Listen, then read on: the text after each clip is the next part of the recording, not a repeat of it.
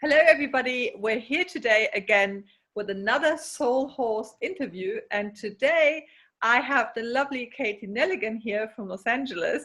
Hello, Katie. Hi. Just a quick introduction. I hope I won't forget anything because you are doing so many lovely things. First of all, you're doing equine assisted life and career coaching to empower men and women. With your horse Lindsay. You're also doing table healing with your horse, and maybe you're going to tell us a little bit more about that later. You've written a book, and you are doing motivational talking, and you've done a master's in spiritual psychology. So correct me if there's something that you want to add, but welcome, and I'm really, really happy to hear your soul horse stories today. So thank you. Yeah, that was a great introduction. Thank you.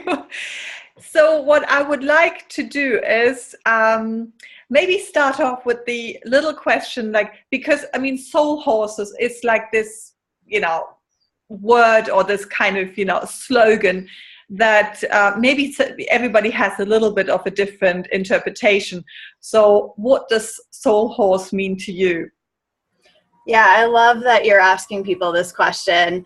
I feel like soul horse for me immediately makes me think of soul mate and having a horse that has chosen you or that you have a contract with to fulfill in your lifetime to really learn and grow with. And just like a human soulmate, the horse comes in, and because they are innately such great teachers, they are really there to help your soul's growth and unfoldment and to help you evolve. And for me, we're really here for that. We're here for growth and learning. I believe life is a big school. And so how fun is it to have a horse as the teacher in the classroom, in addition to having humans? That is really nice. That was really nice. Have you experienced the bond to a soul horse? I have. I've had 2 major soul horses and 2.5, because one of them is not with me yet fully. But the first soul horse that I had was named Felici, and her name means happily in Italian. And she was turned out to pasture in Santa Barbara, even though she was a amazing dressage trained horse, probably could have sold for $100,000 because of her breeding, and didn't want to show anymore. So it was turned out to pasture, and luckily a lovely woman up there found her, and I almost bought her, but I knew I was leaving my corporate career and I didn't want to spend the money. I was too scared at the time, but luckily my good friend bought her, and then she ended up buying another horse who's really her soul horse, Casanova. And so she said, will you just come lease Lychee? Because I just can't ride 4 horses. And I said, yes, I would love to. So twice a week, she was my best friend and my sanctuary and my sanity. We developed a communication system where I knew when she was saying yes and no when we were riding. I would tell her all my secrets, and, just like the Black Beauty movie, and these bonds come in when you feel like you can be fully heard by another being and fully yourself and fully seen. And I feel like horses do that. They're just so present with you, and they're so unconditionally loving that they are mirrors for how we can be with others as well. So our bond was extremely deep because at first I wasn't enamored with her because I had just left another horse named Butterfly. He was kind of the journey of my adult experiences with horses. I had a lot when I was a kid. And I was still too attached to her. But then when Felici and I started to connect, she was the best horse I've ever rode. It was like riding on a cloud. So through our journey, she had melanoma and it came back. And so I only had about 2.5 years with her. And, the moment that I remember the most of kind of our bond was I really wanted to ride, and all my friends went out to ride. And I started to clean. Her tumor was about this big on her tail, and I started to clean it. And the blood wouldn't stop running out of it. So it's running down my arm. And, you know, I was a kid growing up that was terrified of blood. Couldn't be a vet just because of blood. And here it is, I'm covered, and I'm completely still in love with this horse with no judgment and just doing whatever it takes to take care of her. And I realized, that's what unconditional love feels like. Mm-hmm. And I can transcend even my worst fear of blood because love is stronger. That's a beautiful experience that you shared there. Was that the point when you also realized that she was your soul horse, or did you know that beforehand? Were did you have like a sign or something? Yeah, I don't know if I knew that she was really my soul horse until her death. And her teaching in her death was for me to really let go of attachment to outcome. I really believed that I could save her, and I had help from my mentor at the time with helping to save her and take care of her. And then I fully had to surrender. And I walked down into the labyrinth that we had on the property and fully let go and said, universe, you know more than me. I surrender, I let go, even though my preference is for a miracle. And then I knew that night she would pass. And I was with her in meditation when she did. And I experienced the greatest feeling of peace that I've ever experienced in my life. And I knew that she'd be fine. And then with her being on the other side, the miracles never stopped. So I see signs, literally all different types. They're in my book about her coming through to let me know she's okay, to let me know that she's with me. Most of the signs are, you could never make them up in a million years. There has to be something else going on. And so, I've always believed in life after death, and I've always believed in past lives as well, and reincarnation and all this. But it's one thing to believe something, and it's another thing to deeply know it in your body. And with her and our communication system, with her on the other side, I just, I have no fear of death because I know that we go on, and she showed me so many things to reassure me. So our connection, our bond's even stronger now with her on the other side. I invite her into my coaching sessions, and she's inspired this book. And part of the thing about the book, which will be out next year, is really to let people know that we don't really die, and we could process death differently. And I consciously grieved her death. And it's something I'm most proud of in my life, is that I gave myself time to consciously grieve her death. And then through her death, as one door closes, another opens, and my second soul horse pops in immediately, Lindsay, who's now my horse, my very first horse. So it's amazing how life works like that. So how did you get Lindsay then? How did Lindsay move into your life after Felici left? Yeah, it's I was asking Felici who she wanted me to hang out with after she passed, and she was pointing to a large horse but to another paddock, and I was trying to piece it together. And I knew now what she was saying is, yes, large horse but female, and she was trying to communicate it to me. What happened was a couple days after Felici passed, a horse in the paddock next to her passed, and colic out of nowhere. And because of that, there was a thoroughbred there that needed a partner. That was his partner. So they brought in a horse that looked just like the one that passed, which is Lindsay. So I get to the ranch after staying away for 5 days, and I come in, and I have a beautiful photo of it, but the horses are all like, "Are you okay?" And Lindsay comes up, and she sticks her head over, and she starts making funny faces at me. It's the first time I had laughed in 5 days.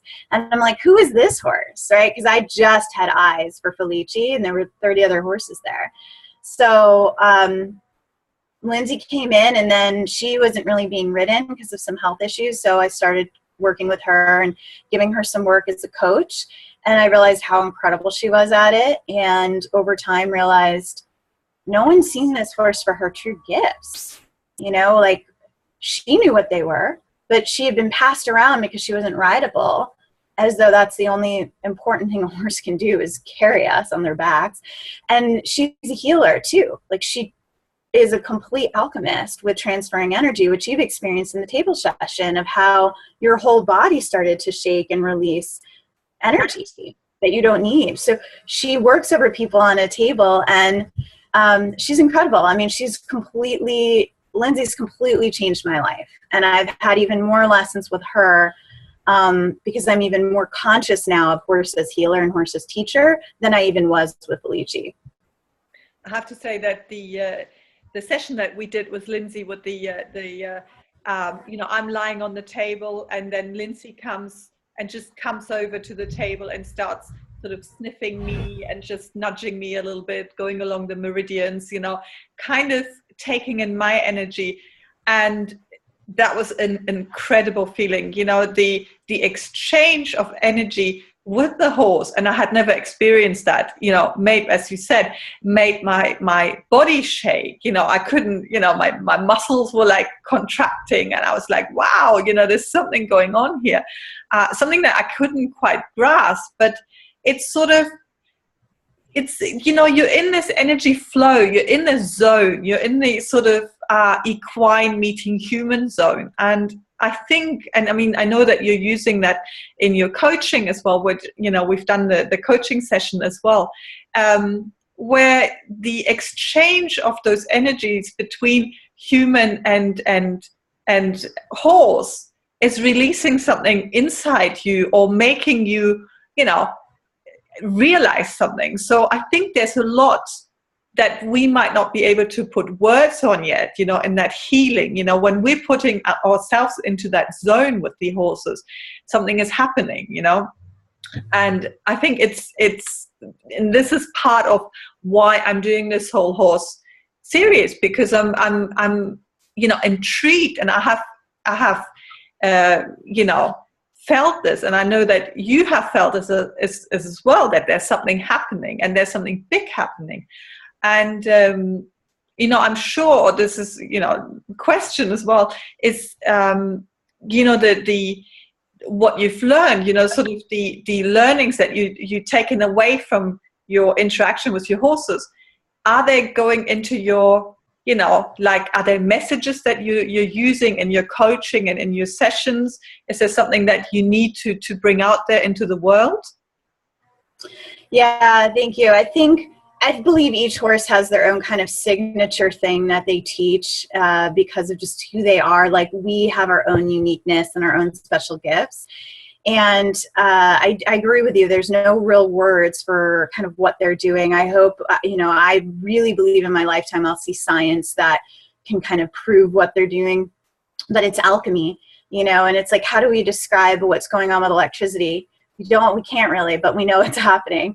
So it's knowing that you come in, you feel sick, and in 20 minutes you feel amazing, and all you're doing is standing with a horse. What's happening?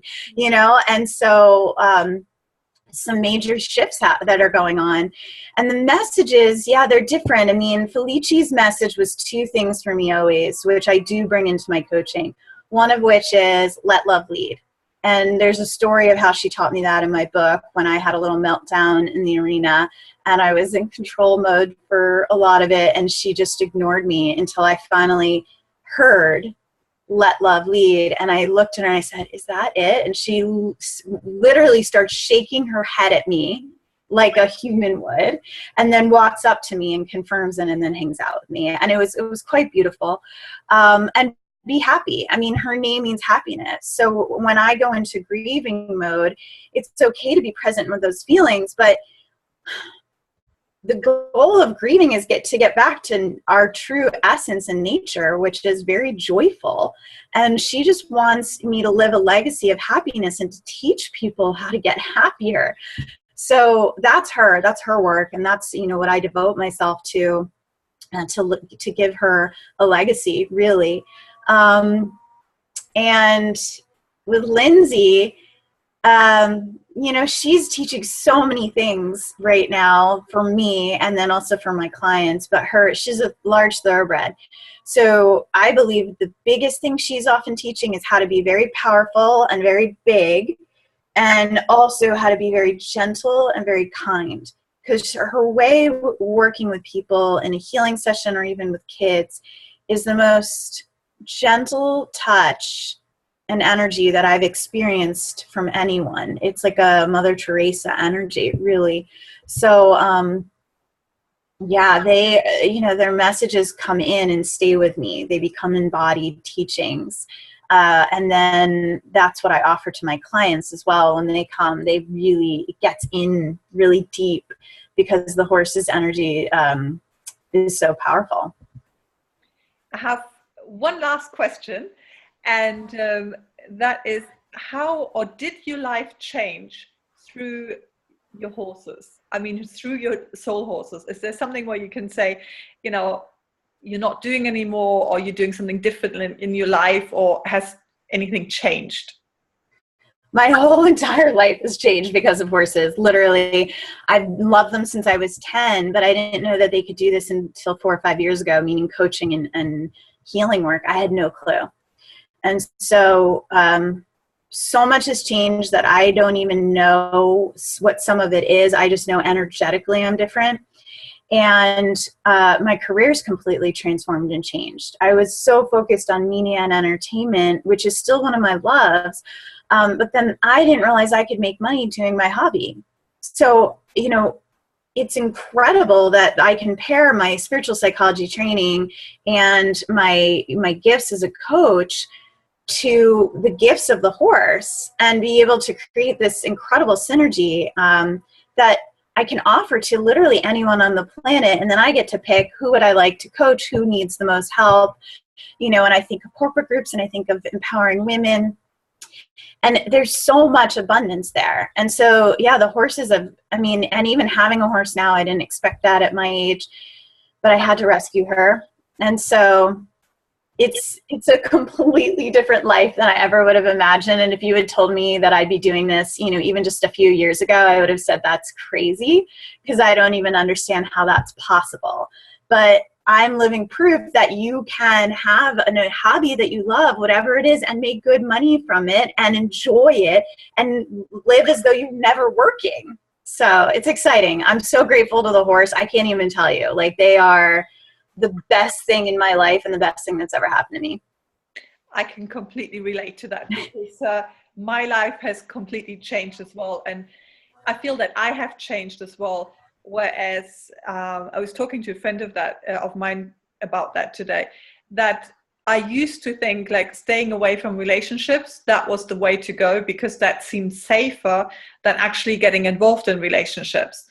And when I got the horse, the horse wasn't actually, accepting that. He sort of moved into, he opened my heart. He moved into my life and into my space, and opening my heart. And over a sudden I saw that it's okay. It's okay to be in this emotional, relationship. I'd had to try it with the horse first, because that seemed safer than, with a human. So now I can move on and have close relationships with humans. So there is, I can relate to the shift and, the life all of a sudden becoming different, because you're letting in something, you're opening your heart, and there's a sort of interaction going on. Completely. And I love that that's happened for you. And we have similar journeys on that as well. And Lindsay, my mare, is really preparing me for partnership right now and teaching me lessons of unconditional giving and how to be where I just show up and being me is enough, and I don't need to prove anything or seek anything. And her lessons on preparing for partnership are endless, and keeping the heart open. So I love that you've gotten that from your horse Arrow as well, because horses are incredible at helping us just be better in all relationships, really. I think this is a great sort of point to stop this little inspirational talk. I would love to go on, but I know that you're very busy this morning. And but I love the stories. I really think what you shared with us today is very inspiring, and I'm really happy that you had these experiences and you brought them here, and for everybody to sort of listen to and enjoy. And if anybody wanted to experience like either an equine assisted life coaching or career coaching or a table healing, how would they get in touch with you? Sure. You can go to my website, consciousrockstar.com, or consciousrockstar@gmail.com is my email. And I also launched a site called Horsey Selfie, which is people taking selfies with horses. And so there's information there about how to contact me too. But it's a fun photography site. And then on Facebook, there's a group called Equine Rockstars. And, you know, I love your Facebook group on Soul Horses too. And I think that's a great way to stay connected to our community and support people with their love of the horse. So that's another way too to find me. Thank you so much. And if anybody needed any help to find you, you know, the Facebook group Soul Horses Healing Animals, and I'm quite happy to assist. So thank you, Katie, so much for today's talk. I'm really looking forward to seeing you in person again in LA and talk some more, and maybe have some more ideas about horse-related things, talks, and projects. Exactly. Thank you so much. Thank you and goodbye. Bye.